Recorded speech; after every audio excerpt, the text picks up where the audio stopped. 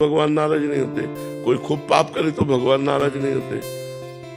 आपको बीज दे दिया गया और खेती दे दी गई, जैसा मना वैसा बो, काटना आपको पड़ेगा, काटना आपको पड़ेगा। अगर आप गेहूं बोते हैं तो दाग छुआरा खाने को नहीं मिलेगा, बमूल बोते हैं तो आपको रोटी खाने को नहीं मिलेगी। जो बोंगे वही आपको प्राप्त होगा।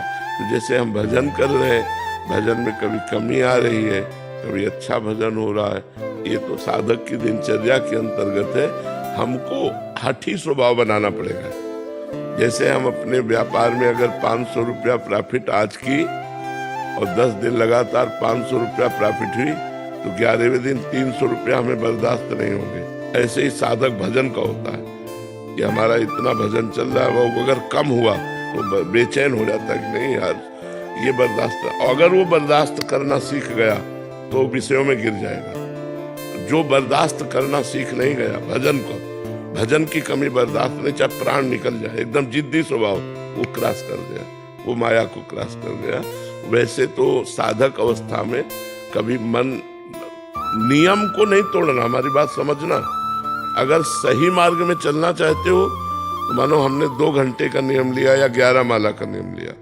अब मन लगे ना लगे मुझे 11 माला तक पहुंचना है। कभी मन लगता है, कभी नहीं लगता है, ये मायाकृत है। तो जब नहीं लगता है तो भी हमें अपने नियम की पूर्ति करनी है। जो नियम पर डटा रहता है वो क्रॉस कर जाता है माया को। और जिसका आज 20 माला जपा, 2 दिन कुछ नहीं जपा, वो माया पर विजय प्राप्त करे। माया पर नियम बाई नियम कसता चला जाए अपने को जितना कसते चले जाओगे उतने आनंद का अनुभव होता जाएगा।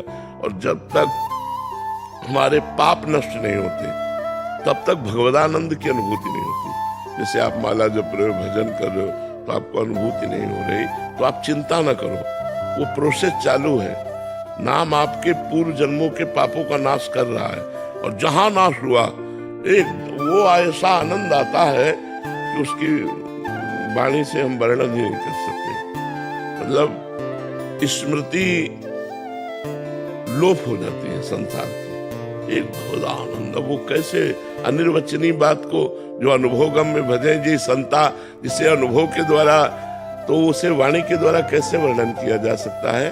बकाया नियम पूर्वक चलने वाला ही माया पर विजय प्राप्त करता है। ध्यान रख लेना, आज 11 माला जपा, कल 5 माला जपा, परसों 2 माला जपा, 4 दिन नहीं जपा, ये महत्वपूर्ण नहीं। 11 तो 11, अगर सुबह नहीं जप पाए तो दोपहर के नहीं जप पाए तो शाम के 24 घंटे में अगर 11 का